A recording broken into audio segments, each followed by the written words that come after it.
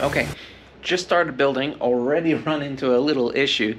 Yeah, for some reason when I got these cases I thought they were like a full-size tower case, but it turns out it's only a mid-tower case. And I wasn't that concerned when I ordered them, because at the time I was just like, okay, the 4090 is a beast of a card. What case is going to fit a 4090? And this one popped up, so I was like, okay. I didn't really contemplate the size of the cooler. So as you can see here, this is going to be the only way that the cooler is going to fit. Originally I had planned on having it, if I can get it out with one hand, I did really want it up the top, you know, to push air out the top, but as you can see, there's no way that that's going to happen. So in the side here is the only way it's going to go, but I can't have it totally up on the front. As you can see up there, underneath where the power switch is, there is one little connector poking down there, which means that the radiator won't sit flush against the front. So I'm going to have to, I think, well, I just went out and I bought another pack of fans, so I'm going to use fans as spacers to have the radiator about there. So I haven't decided yet if I'm going to put these fans on the front or my new RGB fans on the back. I don't know. So that's the first issue, but apart from that, the case is actually very nice. It's very sturdy. It's all metal construction. It's not flimsy or anything like that. Just had to take the top off to fit the radiator on the side. But yeah, apart from that, we're looking okay so far. Okay, stage one is complete. So as you can see, I have now, so we've got a rear fan, and this is one of the 140mm Corsair ones. And at the front, I managed to squeeze in the radiator, so we've got two sets of fans on here. So it is now, I don't know if you can see, it is missing that little connector that's up in there. So we've got the three fans that came with the actual AIO. And on the back I've got the two original Phanteks case fans, which were also 140mm. The pack of three that I bought, they were 120mm and they didn't want to fit. So I thought, screw it, I will just use these 140mm. There's no point in putting a third one on there. I don't even know if I'd be able to fit it in. So, oh well. That is stage one. So I think I'm going to put the top of the case back on and then proceed to put the motherboard in. So it's going, learning some little, you know, noob things here. So hopefully the rest of the build goes smoothly.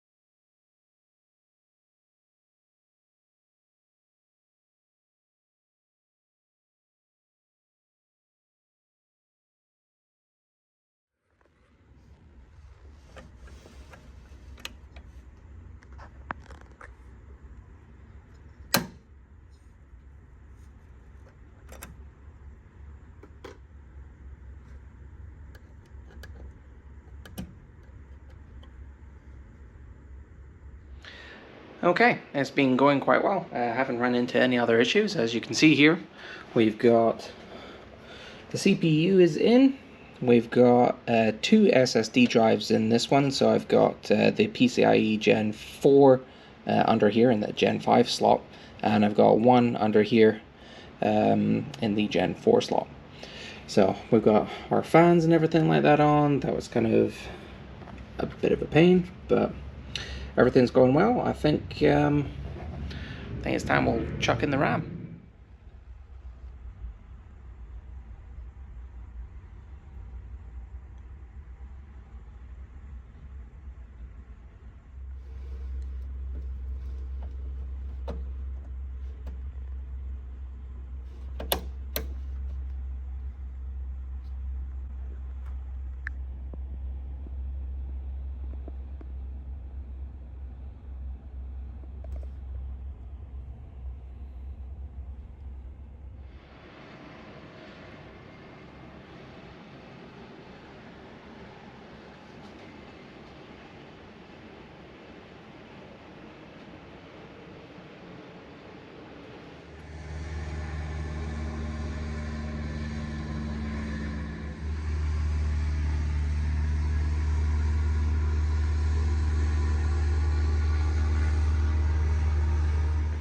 Okay, it's been a couple of days. I've only really had 5 minutes here and 5 minutes there to actually work on this, but we're making some progress today.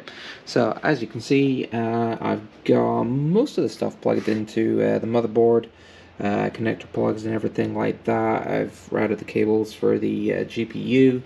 The power supply is in. We're getting stuff routed up. My main complaint right now is the wires for the CPU plug-in from the power supply are not long enough. So I've got them plugged in there and looping around, and they're just not long enough to get them to anywhere that's going to be like neat without putting, you know, excess strain and stuff on it. So I don't know, I'm going to play around with that. The other thing I don't particularly like, which I knew I wasn't going to like, is this adapter dongle thing for the GPU.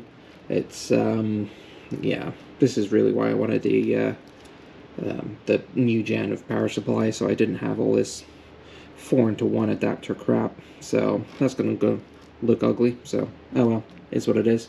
Down the line, I'll probably find some other either adapter or something like that for it. So yeah, fun. I'm just getting ready to put the CPU curler on, so that should be fun. Okay, I have found a problem with this back plate. I can't get the little nut to pop through. There's a little bit of metal on here. I think it's that burr there. Because this is like a weird double slot design depending on what kind of CPU you're using. So since we're using the 1700 13th gen series, we've got to use like the outer portion of it. So I'm gonna have to grab a file that down, no biggie. There we go, a little bit of filing, and she's now sitting nicely. Happy days.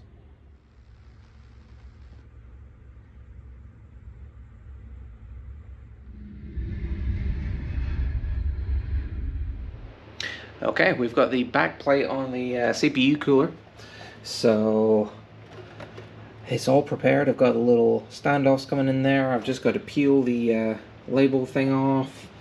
I've got a cloth and some alcohol, so I'll clean the CPU before I put it on. So yeah, make or break time.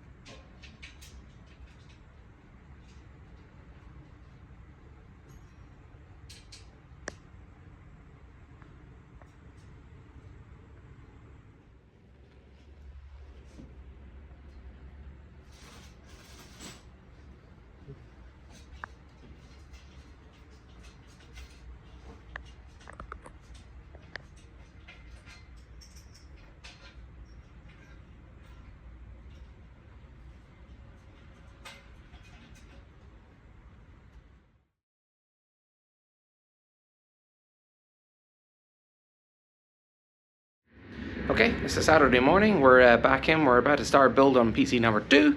PC number 1 is done and is kind of booting. I still got to put Windows and all that kind of crap on it, but we're here. We've got, where's she? We've got Leia. She's going to be my assistant little parts getting dog. Whoop, can't say that yet. I've yet to reveal that. So, yep, Leia's having fun. She'll bring me screwdrivers and much joy whilst we build PC number 2.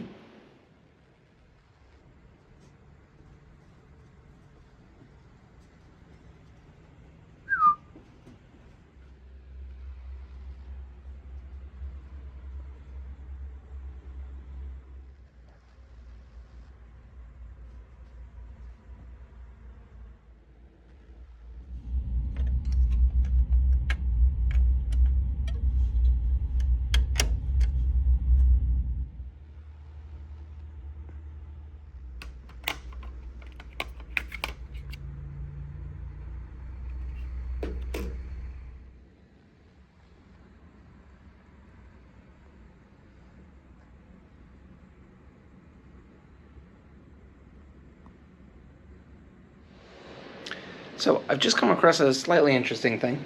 We're getting the MSI power supply unboxed again, and yeah, going through the cables definitely don't feel as high quality as the EVGA ones. They're definitely kind of cheaper feeling. I mean, they're not uber cheap or anything like that, but they're definitely cheaper. So, but oh well, as long as they work. The interesting thing I found was on the back of the power supply. So you can see up there, the top left is where the motherboard plugs go. These ones. So you would think, well, there's the big one and there's the small one. They would just go in like that. Easy peasy. No. They plug in this way around. So I've got to plug this one in and then cross this cable over there as much as I can with one hand. So I've got to have all these like bundled crossed over cables and stuff to... It's gonna look unneat before I even get it in the PC, but oh well, just a little thing.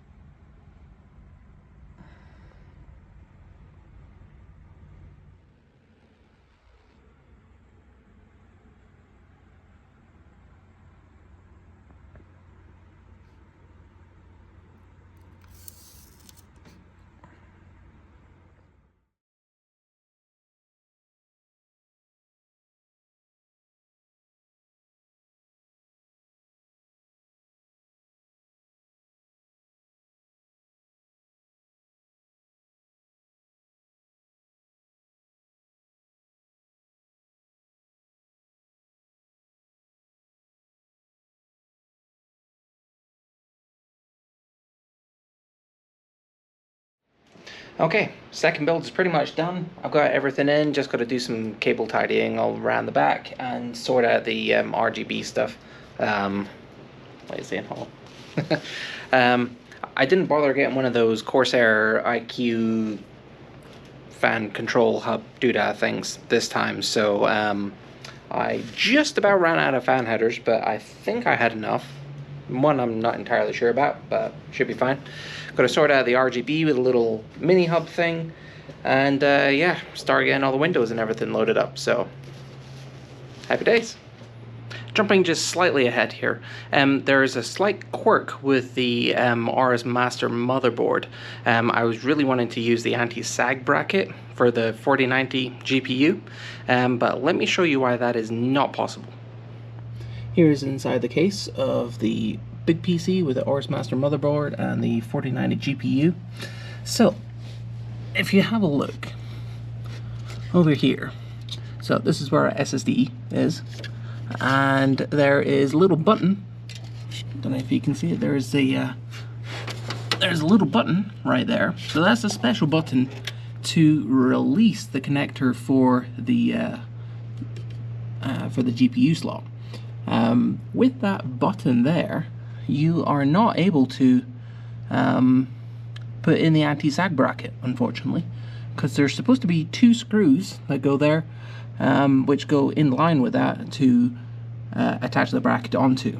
Let me show you the other motherboard, which I was able to use the anti-sag bracket on, because that one is different. So this card definitely did want to bend a little bit when I put it in. So luckily I actually had a perfect solution, and that is my old GoPro Hero 3, which is pretty much exactly the right height to put under the corner to stop it sagging. So I was never going to use that GoPro again anyway, so fuck it. So I'm not quite sure if you can see in there, but so this is the 4070 Ti, and that bracket there is the anti-sag bracket. And if you can see just underneath those USB connector plugs, there is the screw hole there to connect it to the standoff on the motherboard. So that works perfectly fine in that, but we can't do it in the other one because we've got that special button in the way. So Elite AX motherboard is fine. Double the price. Master motherboard, not so fine. Okay, welcome to my home office. I've got one of the PCs up here. I've got the other down on the floor that I just finished building this morning. On the screen here, I'm getting everything loaded in. I've been installing drivers and Windows and everything like that, so we're just installing X-Plane right now. The PC has been doing pretty well. So I've got all the RGB and everything like that set up, so I'm enjoying the RGB more than what I thought I would.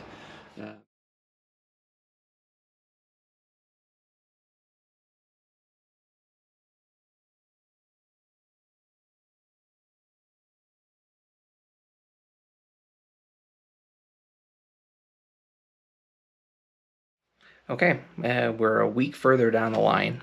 I built the second PC last weekend, but unfortunately, when I was getting all booted up into the BIOS and everything, the CPU temperature just kept on climbing up and up slowly, and what it turned out to be was the pump on the AIO cooler that we had.